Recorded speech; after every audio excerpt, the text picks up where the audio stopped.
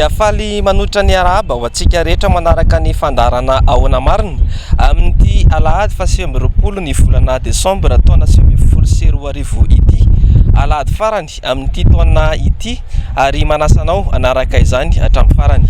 Ny lohahevitra hoentintsika amin'ity alahady farany amin'ny taona 2024 ity dia momba ny ilay lalàna na be resaka tato ato, indrindra moa zany ny fanomezana lalàna ankolaka ny fiarahan'ny lasamlahy na ny vavy samy vavy. Tsy ho avelanay inanam-bolony fotsiny antsika manaraka ny fandarana ahoana marina satria dia voaboasantsika ato anatin'ity fandarana ity ireo andin-dalàna ao anatin'ny ilay lalàna izay niteraka resabeka manasanao ary anaraka izany hatramin'ny farany.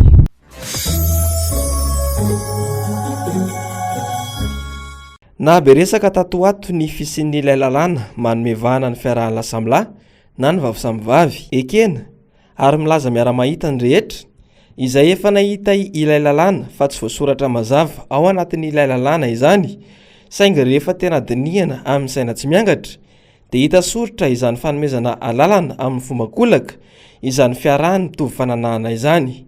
Vao tena mpiandohana nandinihana ilay lalàna mihitsy dia efa hita soritra fa misy tsy mazava ao anatin'ity lalàna nalefa teny amin'ny antenimieram-pirenena ity, ary na ny fomba nandaniana solombavam-bahoaka azy dia efa nampametra-panontaniana raha ny fanazavan'ny solombavam-bahoaka Fidèle Razarapierre. Tamin'ny alakamisy 12 ny volana desambra dia nisy lalàna nalefa tao amin'ny antenimieram-pirenena zany projet de loi laharana aotraotra sivy bara 2019 tamin'ny faefatra ny volana desambra 2024. Izy io dia projet de loi relative à la lutte contre les violences basées sur les genres.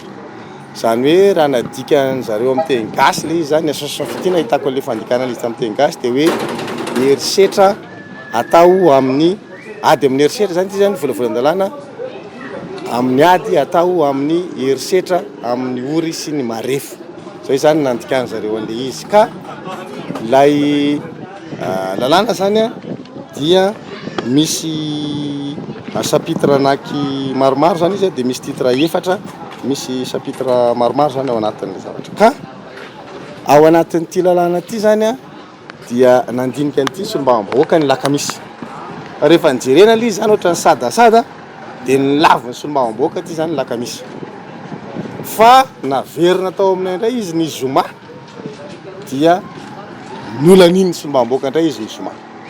Eo amin'ny endriny zany aloha tamin'ny alakamisy dia gaga be zay raha nandrea hoe andao lanitsika ity lalàna ity fa misy financement be amin'ity lalàna ity. Tsy mbola nisy lalàna zany tao nitenenina hoe andao lanitsika ity lalàna ity, tsy ratification fa lalàna dia nitenenina hoe andao lanitsika ity lalàna ity fa misy financement be. Fa ity ihany zany natao zay hatramin'ny sokafan'ny antenimieram-pirenena tamin'izao législature zao zany dia hoe ity lalàna anankiray 009 bara 2019 ity ihany no notenenina hoe andao ity lanina fa misy financement be raha lany io lalàna io. Mampieritreritra zany hoe lalàna anankiray miteraka financement be. Faharoa, rehefa nilanina ity ny zoma, rehefa lanina zoma dia rehefa vita le lalàna lany ny zoma dia hoe andao anao arrosage. Dia nanaovana arrosage mihitsy ny fahalaniny le lalàna zany. Satria zany magaga. Fahatelo, rehefa lany ity dia nandefa SMS tamin'ny solombavam-bahoaka IRD ny première dame. Nisaotra ny solombavam-bahoaka tamin'ny fampandaninana ity lalàna ity. Donc mahatonga saina heritreritra zany rehetra zany inona ity lalàna ity fa maninona ny anaovana an'izany ity lalàna ity. Lalàna rehetra hatramin'izay ninona tsy nisaorana ny solombavam-bahoaka. Lalàna rehetra hatramin'izay ninona tsy nanaovana arrosage lalàna. Ny RN 44 nazahoana 140 millions de dollars fa naninona tsy nanaovana arrosage nefa zany rehefa vola azo fa natao ratification. Tsy niteny ny ministre Andriana Rajoelina hoe andao tsika anao arrosage fa azo le financement ny RN 44 nefa raha misy makararany ataony zareo dia ny fitabatabako ny RN 44 fa tsy nisy arrosage fa nanaovana ratification io. Raha izay ny fomba nentina nandaniana ilay lalàna dia mbola azavain'ny solombavam-bahoaka amintsika hatrany ny votoatin'ity lalàna ity, indrindra ireo andininy tena nampahaiahy mba tsy hihinanam-bolony isika manaraka ny fandaharana. Ao amin'ilay article 2 zany ao amin'ny chapitre 2 any amin'ny famaritana any amin'ny définition dia misy teboka enina, misy point anaky enina ao anatin'io. Dia eo amin'ny deuxième point izy efa mitanisa retraite avy les violences physiques.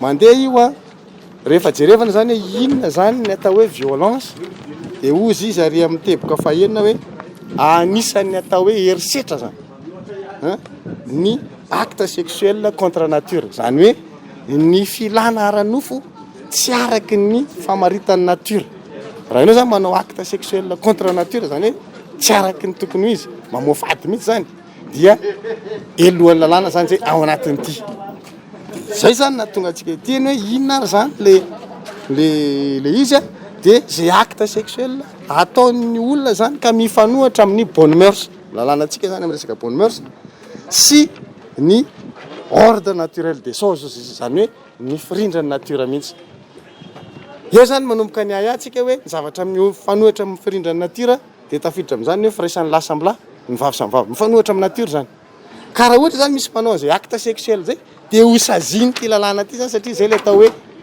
violence zany atao anatin'ity de ny azakazaka zany za isy olo mamboaka hoe andao ary jerentsika raha io zany izy fa voafaritra tokoa le hoe le acte sexuel contre nature inona ary zany ny sazo mifandraika aminy ny tadiavinay daholo ay zary misy ny sazo mifandraika amin'io a andinin'ny fahenina io zany le laharana fahenina ao anatin'le chapitre 2 ary amin'le terme zany ao amin'ny définition tsisy io fa ao amin'ny article 7 fotsiny zany ao amin'ny titre 2 zany hoe ny répression zany zay les sanctions de ao amin'ny andininy fafito a la pratique sexuelle contre nature sur la personne d'autrui par violence, contrainte ou menace est puni de 2 ans à 5 ans d'emprisonnement et d'une amende de 2 millions d'ariary à 4 millions d'ariary.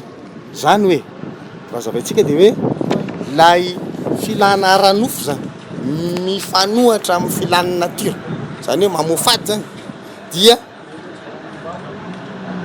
raha ohatra zany izy hoe misy violence na tsy araka sitraponao zany dia saziny lalàna fa tsy mipetraka ato zany izy hoe avec ou sans violence zany hoe raha manaiky zany ianao anaovana an'le filana mamofady de tsy manasazy ny lalàna zay zany le problème ao anatin'izy nefa efa faritana le izy ary aloha ry a hoe ny acte sexuel contre nature de sokajina ho violence zany sokajina violence fa manina rehefa sazina le izy dia zay tsy eken'ny sitraponao ihany ny sokajina ho herisetra fa raha manaiky zany ianao anaovana an'izy dikan'izay tsy herisetra nefa le izy efa ambara fa zavatra mamofady any zany le zavatra tiatsika zava amin'ny olona zany ao anatin'izy hoe ity lalàna ty de miaro an'ilay filana ara-nofo mamofady zay zany le izy satria tsy saziny ty lalàna ty zany ianao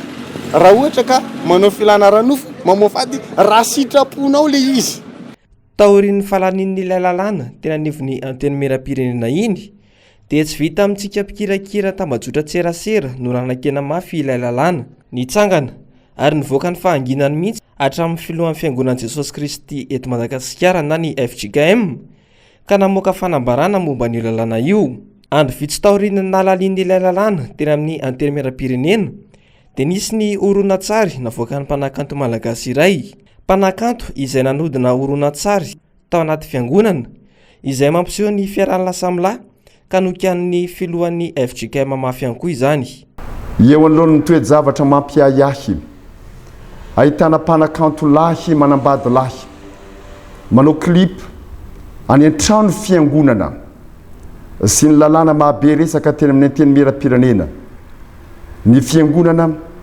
amin'ny mahampitily izy mpaminany azy dia tsy maintsy mijoro pitily ny fiangonana ka manaitra ny amin'ny loza mitatao eo amin'ny fiainan'ny firenena mpaminany ny fiangonana ka tsy maintsy miteny amin'ny anaran'Andriamanitra ny fiangonan'i Jesosy Kristy eto Madagasikara FJKM dia mampahatsiahy fa ao amin'ny fotodalana sy fitsipika FJKM andininy fa 470 dia milaza hoe tsy eken'ny fiangonana ho fanambadiana mihitsy ny firaisany samy lehilahy na samy vehivavy ao amin'ny fanambaram-pinoana nataony tamin'ny synode lehibe fa 7 tamin'ny Manakara tamin'ny Aogositra 12 izay no amafisiny ny synode-pinoana nataony ny volana May 12 dia nilaza hoe tsy afaka miaraka ny maha-kristiana sy ny franc-maçonnerie, tsy afaka miaraka ny maha-kristiana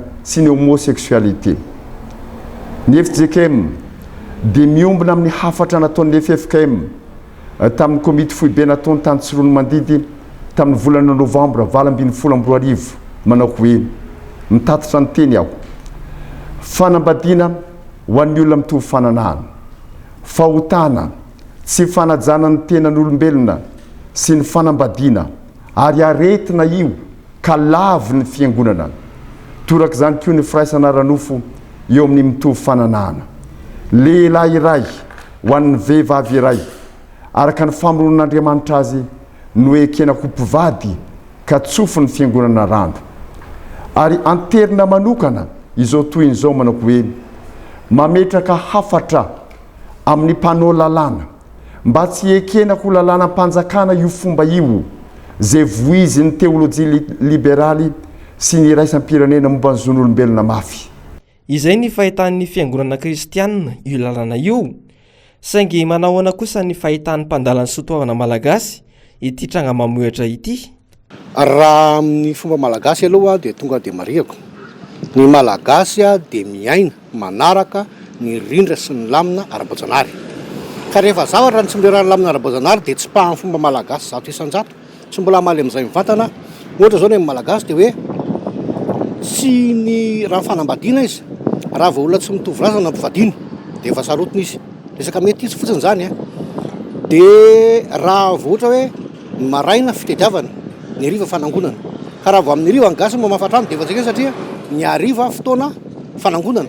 Mody ny olona, mody ny akoho, mody dada, mody meny miditra amin'ny vola, nefa hariva ianao mba mahafatrano dia efa tsy eken'ny malagasy zay. Miazy zany vao raha tsy mirindra manaraka ny lamina sy ny natiora dia tena fady. Ka raha izany hoe lahy samy lahy, vavy samy vavy, tena fady ndambo amin'ambo eto amin'ny tany sy ny firenena zany ary tsy eken'ny fisaina malagasy. Ary zao mazava-doza azy rehefa manomboka misy ny tafady dia tsy maintsy misy ny loza mitranga eo amin'ny fiarahamonina. Ka tonga dia tsorika zany hoe tena fady ndambo amin'ambo, tsy fanao fomba malagasy mihitsy ny olona mitovy, atao hoe olona mitovy lahy samy lahy zany vavy samy vavy nefa mivady. Fady zany tena tsy azo atao mihitsy. Na mbola tsy miatra aza ity lalàna manome alalana kolaka ny fiarahan'ny mitovy fananana ity dia mirongatra izay tsy izy ny fisian'ny pelaka na ny sarim-bavy hoy isika. Izany hoe ireo lehilahy mity lehilahy na ny vehivavy mity vehivavy. Nanomboka tamin'ny taona 2024 ka hatramin'izao fotoana izao, inona no anton'izany? Ny zava-doza tamin'io dia zao hoe taloha zany raha misy ny hoe fanorona fanambadiana dia misy fombafomba tao misy andro misy volana tsy maintsy arahana. Misy ny fanarana volonjaza dia misy fomba satria misy firekeana amin'ny vatan'ny olombelona ireny. Dia taty aoriana nisy an'ity famorana ity lasa hoe famorana à l'américain, efa fomba gasika atao amerikanina. Misy vehivavy no mamora ka eo amin'ilay famorana indrindra rehefa tsy anaovana an'ilay fomba le mitondra mahazaka afary manao herisetra ireny izy dia lasa sarim-bavy le zazalahy. Ka io mihitsy ny nahatonga antsika ho tratran'io satria zao vehivavy manao famorana, ny fomba tsy atao tsony, ny fady tsy tandremana dia lasa miovatra amin'ilay taranaka. Dia rehefa io zany vokatra eo aoriana ny firenena mihitsy mipotika satria tsy voaja ny fomba, tsisy lehilahy matanjaka tony, tsisy olona tia tanindrazana zao tsy vita ara-pamanrazana. Izay no zava-doza amin'io, ho simba mihitsy ny firenena. Niezaka ny nanadio tena hatrany kosa nefa ny fitondram-panjakana tamin'ny alalan'ny famoahana taratasy fampahafantarana sy fampiatsoana mpanao gazety fa tsy azo ikena izany fanomezana alalana ny fiarahan'ny mitovy fananana izany eto amin'ny tany repoblika Madagasikara. Saingy ho an'ny mpandala fomba malagasy dia ny fitondram-panjakana mihitsy no tokony manenjana lalàna mandraramafy ity fomba mamehoetra ity. Raha ohatra hoe foanana io enjanona fotsiny fomba malagasy, toana izy tratra mangalatra, tratra manota fady, tratra mampinana malotolona dia miarina io. Ary faharoa manaraka an'izany vao manomboka teraka amin'ny malagasy dia jerena ny andro aterahany dia misy sorona izonona fatotry ivadirana. Manala volonjaza dia misy fomba tao. Ny lehilahy malagasy ny tsy azo etezam-bavy volo fady nge zany na ny reniny raha tsy mahazo manety ny volony zanany lahy amin'ny volony zanany lahy, fa rehefa ny vehivavy no manety lehilahy dia ny dikan'izany ny lehilahy malagasy zany fehezim-behivavy fady zany.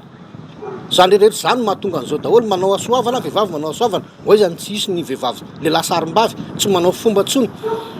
tanteraka tsy mena amin'ny fomba manala vola any amin'ny fanambadiana any amin'ny fanorenana fanambadiana ny fanorenana firenena ny fombafomba atao amin'io zazy io mifototra izogon'ny firenena ka rehefa tsy voaja tsony ny fomba malagasy a dia efa tsisy tsony tsy ty tany ty zany mandeanjara ny rehetraray mieritreritra amin'izay ary zany ny fanapakevitra tsotra raisin'ny mpitondra hoe reto napetrako dia vita zany fa tsy adevitra be zany fanapakevitra raisin'ny mpitondra fotsiny zay tsy anambaratonga ny dia vita.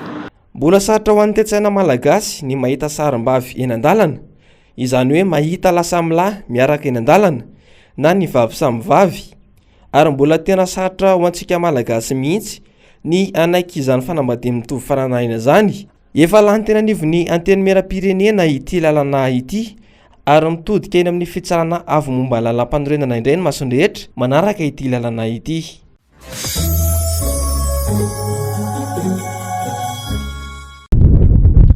Inoko fa nitondra fahalalana ho antsika izay fanadihadiana noentina tato anatin'ny fandaharana izay ihany koa no entina mamarana iny fandaharana tamin'ity taona 2024 ity ary mirary anareo anao fety sambatra ary aza misaraka amin'ny MBS télévision veloma tompoko.